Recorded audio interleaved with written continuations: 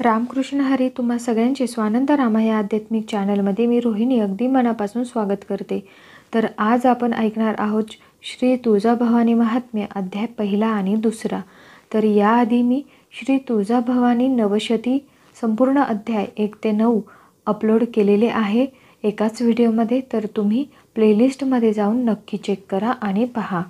तर तुम्ही जर ह्या चॅनलवरती नवीन असाल तर नक्की ह्या चॅनलला सबस्क्राईब करा, कारण आपल्याला 1 लाखाचा टप्पा पार करायचा आहे. खूप वर्ष झाली आपले हळूहळू सबस्क्रायबर वाढत आहे. बरेच श्रोते व्हिडिओ बघता पण सबस्क्राईब करत नाही. तर आज कुलदेवीचे महात्म्य ऐकून आपल्या चॅनलला नक्की सबस्क्राईब करा. व्हिडिओला लाईक करा. कमेंट बॉक्समध्ये श्री तुळजाभवानी माता की जय नक्की टाईप करा. तर चला सुरुवात करूया. श्री तुळजाभवानी महात्म्य अध्याय पहिला. श्री गणेशाय नमः. गणपतीला नमस्कार. तो विघ्नहर्ता गौरीपुत्र लंबोदर आहे. त्यांच्या चरणी मी वंदन करतो. तूच परमेश्वर, तूच जीव, तुझे अंश आहेत. अज्ञान तू दूर करतोस. तुझे भक्त त्वरेने तुझ्या कृपेला पात्र होतात. तुला फक्त दुर्वेची 1 काडी अर्पण केली तरी तू प्रसन्न होतोस आणि अपार वैभव देतोस. मी शरीराने अष्टांग नमस्कार करतो, मुखाने तुझे नाव घेतो, हृदयात ध्यान करतो आणि एक वर मागतो.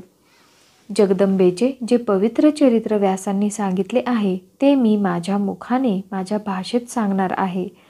गणेशरूपी ईश्वराचे स्तवन केले की कार्याच्या सुरुवातीस मंगलवृद्धी होते.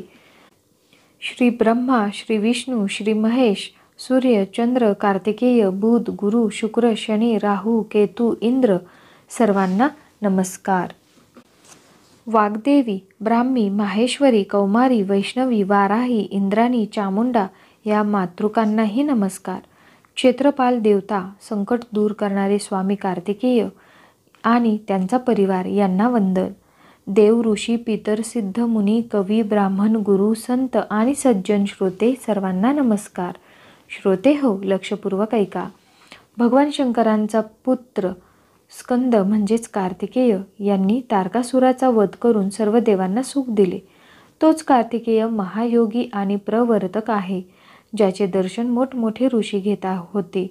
त्या स्वामींना व नमस्कार करून आम्ही म्हणतो, आज आम्हाला दर्शनाचा महान लाभ झाला.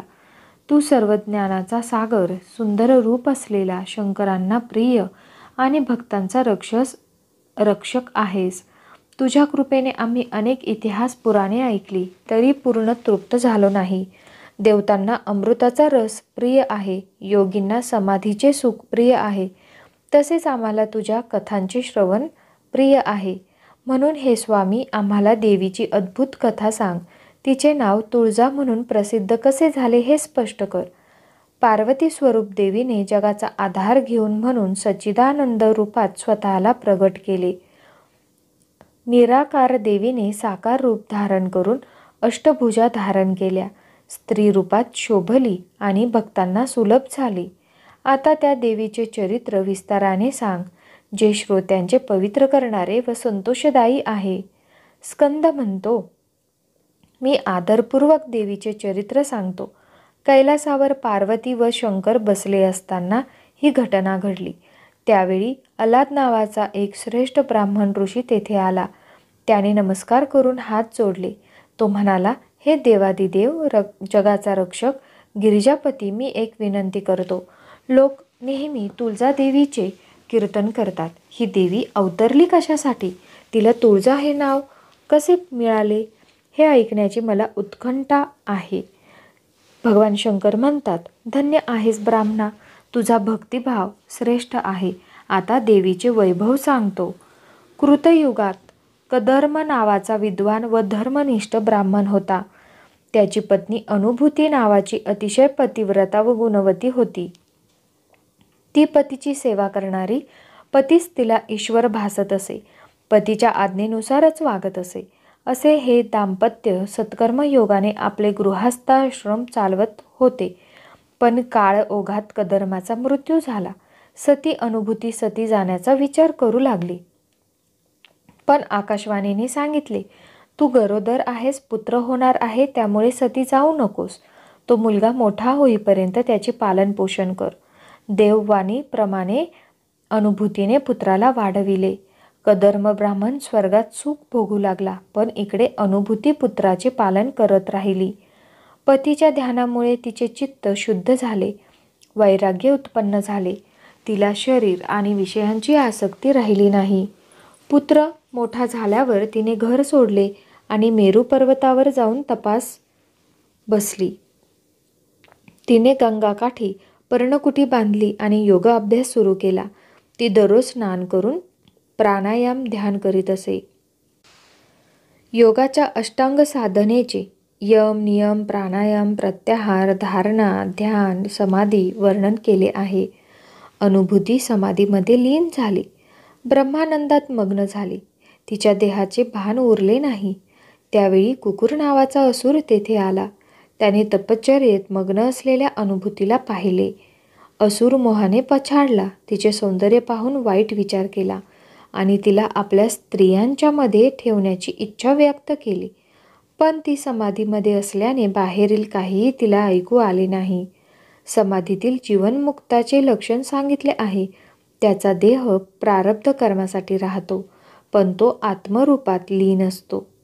संचित व क्रियमान कर्म नष्ट होतात, फक्त प्रारब्ध भोगायचे राहते. समाधीच्या प्रकाराचे वर्णन. अनुभूती पूर्णपणे आत्म्यात लीन झाली होती. तिला इंद्रिये, शरीराचे भान नव्हते. कुकुर असुराने तिला स्पर्श केला, छेड काढली. जशी रावणाने सीतेचे अपहरण केले तसेच हा दुष्ट प्रयत्न करू लागला. त्यावेळी जगज्जननी भद्रकाली रूपाने प्रगट झाली आणि कुकुर असुराचा वध केला. ती भक्तवत्सल माता भक्तांचे रक्षण करते, शरण आलेल्यांना सुख देते. पुढच्या अध्यायात ही कथा अधिक गोड व सुंदर रीतीने सांगितली जाईल. या अध्यायामध्ये अनुभूतीच्या तपश्चर्येचे वर्णन, कुकुर असुराचा छळ आणि तुळजाभवानीचे प्रगट होऊन त्याचा वध हे मुख्य आहे.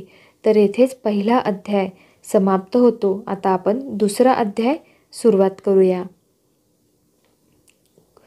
कुकुर दानवाने अनुभूतीला हाताने स्पर्श केला. त्यावेळी तिचे ध्यान तुटले. ध्यानभंग झाल्याने तिने डोळे उघडले आणि दानवाला विचारले, दुष्टा, तू कोण आहेस? इथे का आलास? ती म्हणाली, मी व्रत करत आहे. माझे व्रतभंग करू नकोस, दूर जा. दानव उत्तरला, माझे नाव कुकुर आहे. मी शक्तिशाली आहे. मी तुझ्या सौंदर्याने मोहित झालो आहे. माझी पत्नी हो. अनुभूती घाबरली. तिला जाणवले की हा दानव अत्यंत बलवान आहे. तिने विचार केला, जर मी शाप दिला तर माझे तप नष्ट होईल. काय करावे? ती मनात म्हणाली, जगन्माता भवानी नेहमीच माझ्या मस्तकावर असते. तिच्याशिवाय दुसरा रक्षक नाही. म्हणूनच तिने देवीचे ध्यान केले. हे जगन्माते, हे परात्पर शक्ती, माझे रक्षण कर. ती म्हणाली, हे त्रिपुर सुंदरी, भक्तांचे संकट हरवणारी, माझ्या संकटातून मला सोडव. तिच्या प्रार्थनेने देवी तक्षणी प्रगट झाली. देवीचे रूप भव्य होते. ती सिंहावर आरूढ होती. तिच्या 8 भुजा होत्या. प्रत्येक हातात विविध शस्त्रे होती. तिचे डोळे सूर्य चंद्रासारखे तेजस्वी होते. देवीच्या सोबत भयानक गण, योगिनी, भूतप्रेत, दूत होते. देवी प्रगट होताच संपूर्ण वातावरण प्रकाशमय झाले. देवी अनुभूती समोर उभी राहिली आणि म्हणाली, अनुभूती, तू घाबरू नकोस. तू माझे स्मरण केले आहेस म्हणून मी आली आहे. मी भक्तांचे संकट हरते, तुझी रक्षा करीन. तुला काय हवे आहे ते सांग. अनुभूती नम्रपणे नतमस्तक झाली. तिने देवीची स्तुती केली. हे जगन्माते, तू शक्तिस्वरूप आहेस, जगाची उत्पत्ती आहेस. मी तुला वंदन करते. मग ती म्हणाली, कुकुर दानवाने माझा तप नष्ट केला, माझे पतिव्रत खंडित केले. मातेस, या दुष्टाचा नाश कर, माझे रक्षण कर. देवी प्रसन्न झाली आणि म्हणाली, अनुभूती, मी तुझ्या भक्तिभावाने संतुष्ट झाले आहे. मी या कुकुर दानवाचा वध करून तुला मुक्त करीन. असे म्हणून देवीने दानवाचा वध करण्यासाठी शस्त्रे उचलली. शंकर ऋषींना सांगतात, या प्रकारे अनुभूतीची प्रार्थना पूर्ण करून देवीने दुष्टाचा नाश करण्याची तयारी केली. हेच तुळजा महात्म्याचे वर्णन आहे. जो भक्त या अध्यायाचे वाचन करतो त्याला संकटातून मुक्ती मिळते. तुळजाभवानी भक्तांचे रक्षण करते. अशा रीतीने हा दुसरा अध्याय समाप्त होतो. तर आता आपण पुढील व्हिडिओमध्ये तिसरा आणि चौथा अध्याय ऐकणार आहोत. तर तुम्हाला व्हिडिओ आवडला असेल तर नक्की मला कमेंट करून सांगा आणि आपल्या चॅनलला नक्की सबस्क्राईब करा, कारण तुम्हाला श्री तुळजाभवानी महात्म्य हे लवकर ऐकायला मिळणार नाही, मराठीमध्ये तर नाहीच नाही. त्यामुळे आपल्या चॅनलला नक्की सबस्क्राईब करा संपूर्ण तुम्हाला महात्म्य ऐकायची असेल तर. आता 1 आणि 2 अध्याय अपलोड केले. संध्याकाळी 3रा आणि 4था करेल आणि परवा 5वा 6वा असं करेल आणि 9व्या दिवसापर्यंत सगळे 16 अध्याय मी पूर्ण करेल. तर चला भेटूया पुढील व्हिडिओमध्ये. तोपर्यंत धन्यवाद. आणि कमेंट बॉक्समध्ये तुळजाभवानी माता की जय टाईप करायला विसरू नका आणि नक्की सबस्क्राईब करा. भेटूया पुढील व्हिडिओमध्ये. रामकृष्ण हरी.